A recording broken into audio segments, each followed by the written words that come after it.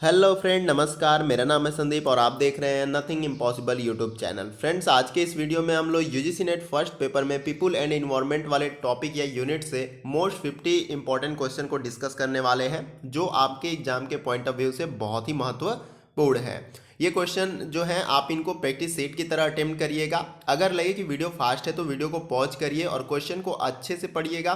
फिर उसके बाद जो है अपने आंसर को कमेंट बॉक्स में देने का प्रयास करिएगा।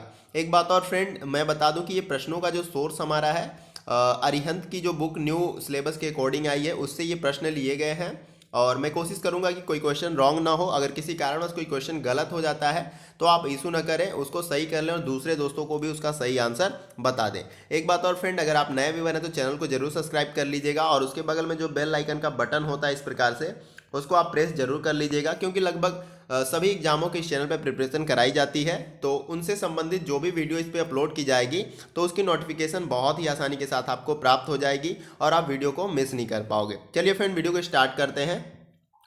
तो क्वेश्चन नंबर 1 से स्टार्ट करते हैं। तो क्वेश्चन नंबर 1 में दिया गया है कि सुपरसोनिक जेट विमानों से निकलने वाली कौन सी गैस ओजोन परत को पतला करती है।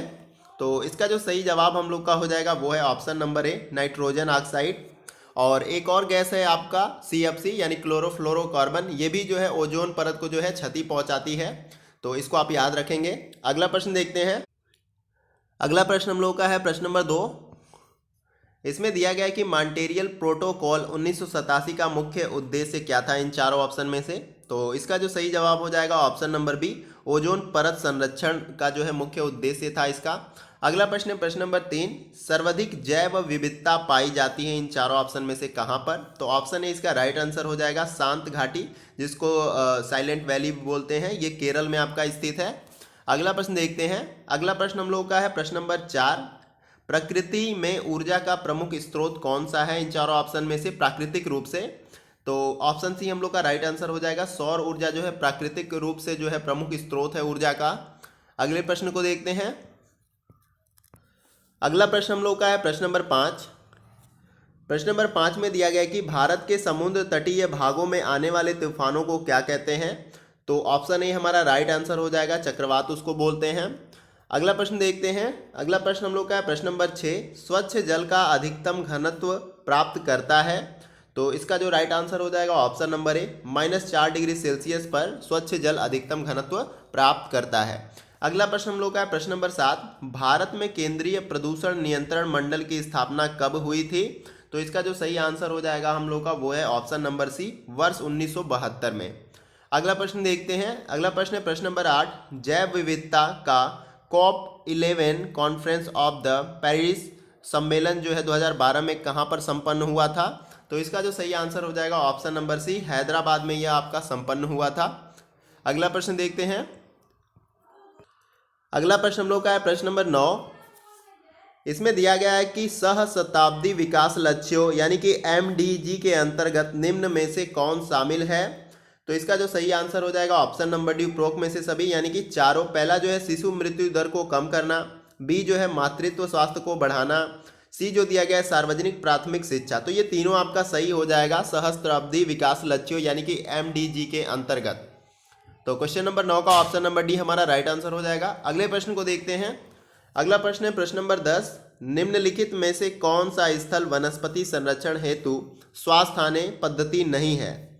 तो इसका जो सही आंसर हो जाएगा हम लोग का वो है ऑप्शन नंबर बी, वनस्पतिक उद्यान। क्वेश्चन में पूछा गया है कि निम्नलिखित में से कौन सा स्थल वनस्पति संरक्षण हेतु स्वास्थ्य पद्धति नहीं है, तो वनस्पति उद्यान।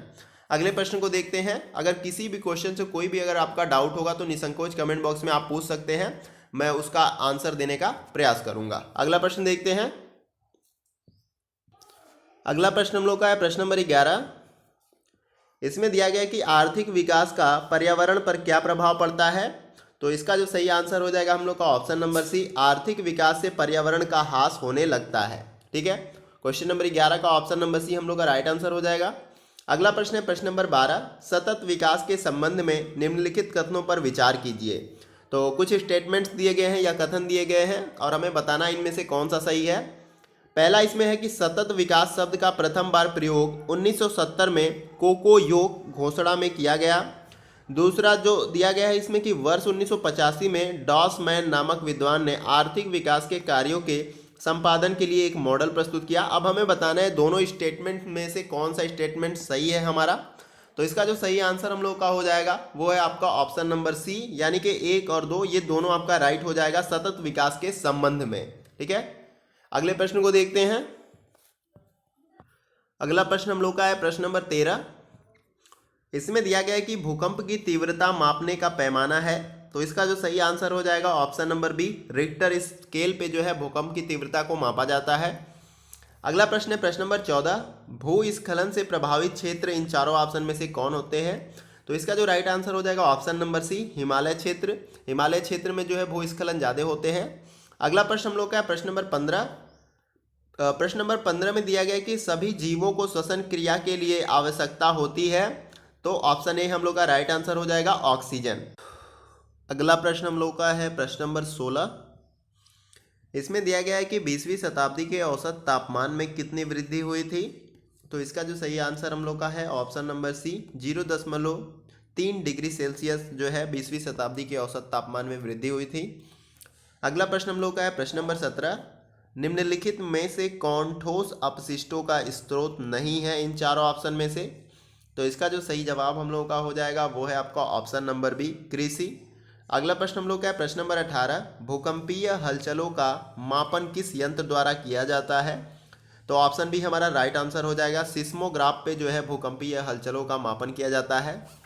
अगला प्रश्न हम लोग का है प्रश्न नंबर 19। सर्वाधिक भूकंप किस देश में आते हैं। तो ऑप्शन ए हम लोग का राइट आंसर हो जाएगा, जापान में जो है सर्वाधिक भूकंप आते हैं। अगले प्रश्न को देखते हैं। अगला प्रश्न हम लोग का है प्रश्न नंबर 20। इसमें दिया गया है कि गुजरात का भुज शहर किस प्राकृतिक आपदा के कारण ध्वस्त हुआ। तो इसका जो सही आंसर हम लोग का है ऑप्शन नंबर ए, भूकंप के कारण जो है यह ध्वस्त हुआ था। अगला प्रश्न है प्रश्न नंबर 21। जैव आवर्धन का तात्पर्य किसकी वृद्धि से है इन चारों ऑप्शन में से। तो इसका जो हम लोग का सही आंसर हो जाएगा ऑप्शन नंबर ए, जीवित जीवों में प्रदूषकों की सांद्रता से। अगला प्रश्न है प्रश्न नंबर 22। भारत में वन्य जीव संरक्षण अधिनियम कब बना था। तो इसका जो सही आंसर हम लोग का हो जाएगा वो है ऑप्शन नंबर सी, वर्ष 1972 में। अगले प्रश्न को देखते हैं हम लोग। अगला प्रश्न हम लोग का है प्रश्न नंबर 23। इसमें दिया गया है कि सूची 1 को सूची 2 के साथ मिलाना है। सूची 1 एक तरफ दिया गया है, एक तरफ सूची 2। आइए इसको मिला लेते हैं हम लोग। तो ए का जो आपका मैच करेगा वो तीसरे के साथ मैच करेगा, यानी कि मीथेन जो है धान के खेतों से निकलता है। फिर बी जो आपका मैच करेगा वो आपका दूसरे के साथ मैच करेगा, यानी क्लोरोफ्लोरोकार्बन प्रशीतन के द्वारा। फिर सी जो मैच करेगा आपका सीसा जो है आपका मोटर वाहनों के द्वारा निकलता है। फिर और रेशा जो है आपका वस्त्र उद्योग से। तो इस प्रकार से आप इसको मैच कर लेंगे और जो भी इस मैच के अकॉर्डिंग कूट दिया होगा वो आपका राइट आंसर हो जाएगा। तो ऑप्शन ए हम लोग का राइट आंसर है। ठीक है, इस प्रश्न से जुड़े अगर आपको डाउट होता है तो कमेंट बॉक्स में निसंकोच पूछ सकते हैं। अगला प्रश्न देखते हैं। अगला प्रश्न हम लोग का है प्रश्न नंबर 24। इसमें दिया गया है कि निम्नलिखित में कौन सा कथन सत्य है।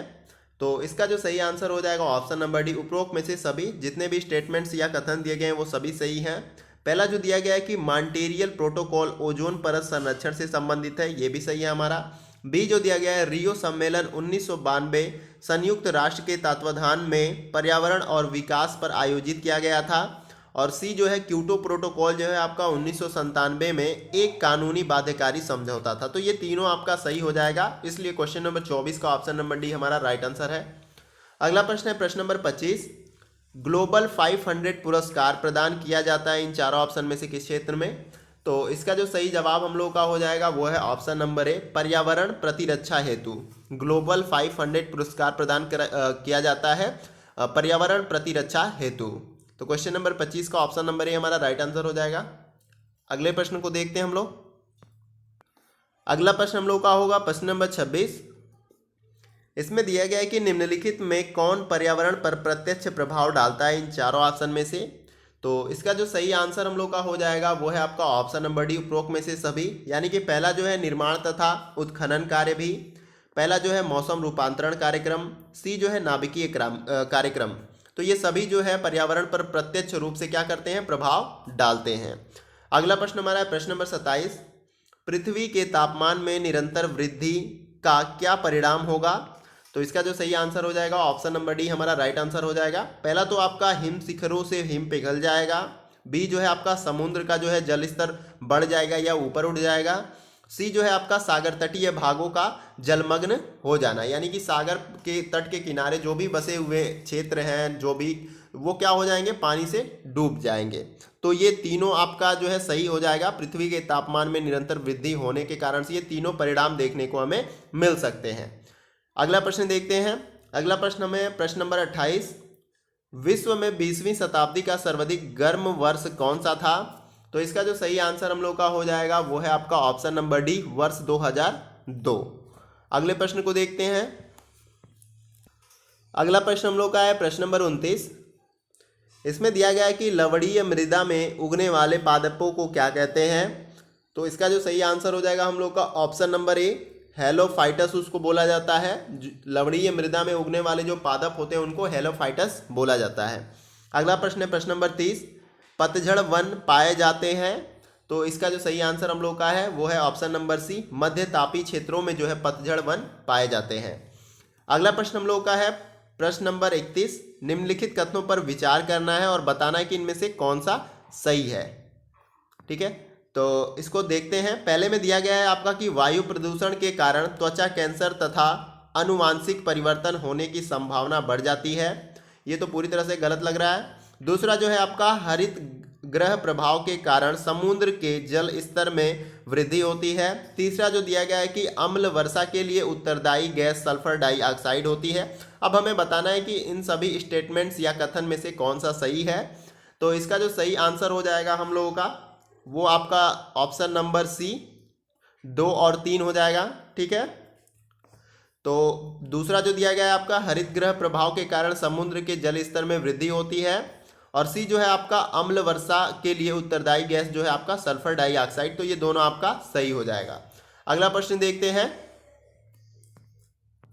अगला प्रश्न हम लोग का है प्रश्न नंबर 32।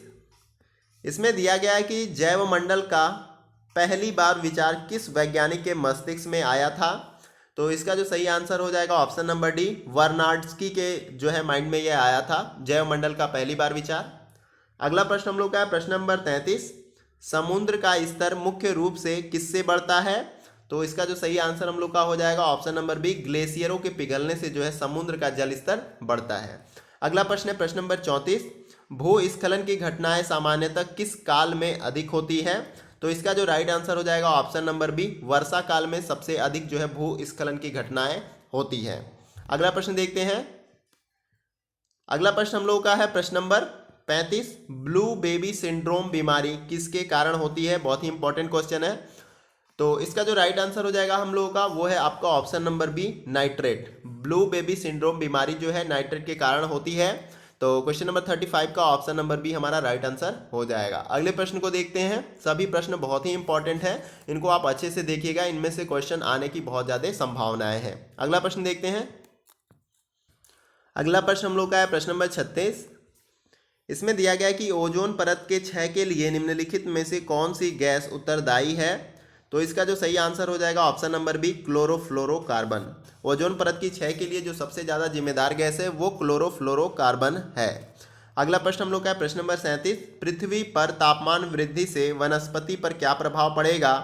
तो ये उपरोक्त में से सभी हमारा सही आंसर हो जाएगा, यानी ऑप्शन डी हम लोग का राइट आंसर है।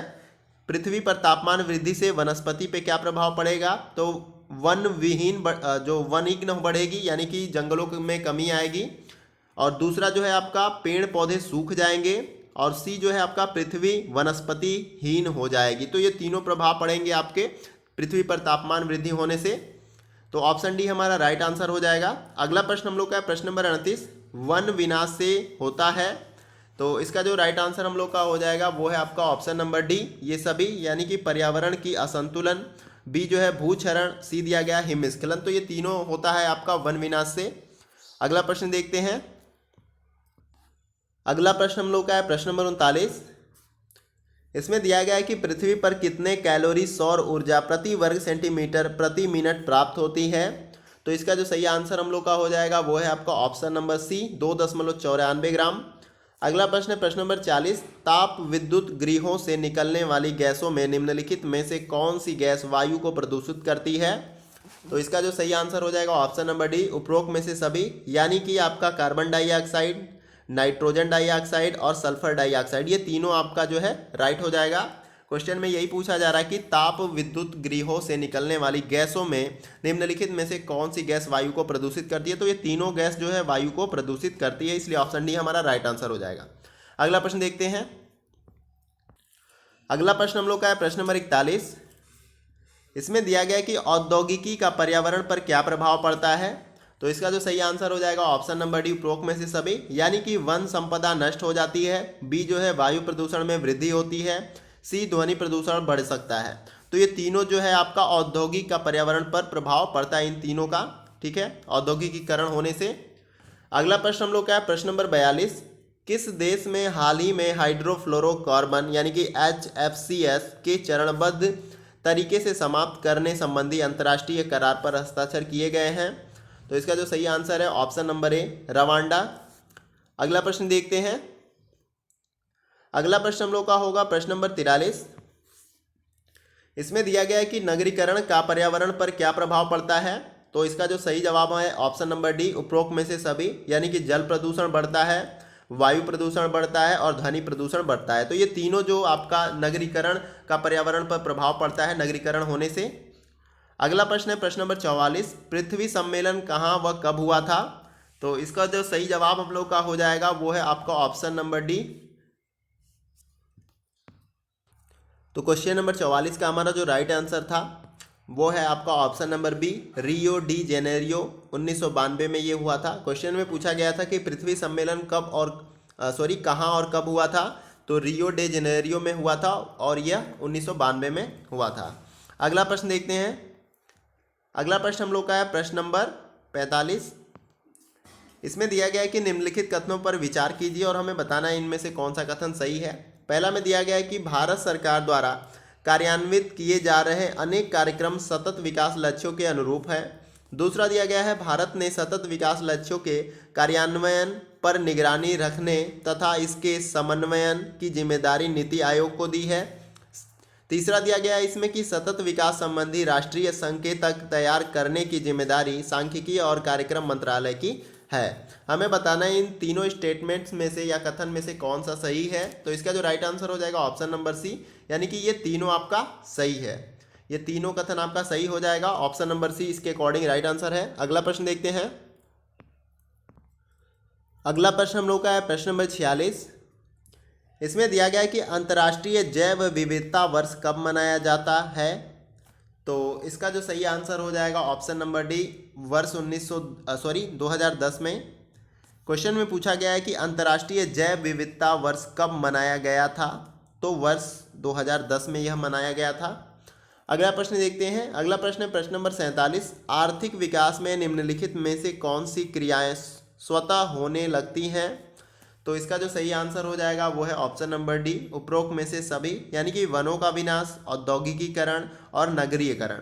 आर्थिक विकास में निम्नलिखित में से कौन सी क्रियाएं स्वतः होने लगती हैं? तो ये तीनों क्रियाएं जो है स्वतः होने लगती हैं, यानी कि वनों का विकास होने लगता है, औद्योगिकीकरण होने लगता है और नगरीयकरण। अगला प्रश्न हम लोग का है प्रश्न नंबर 49।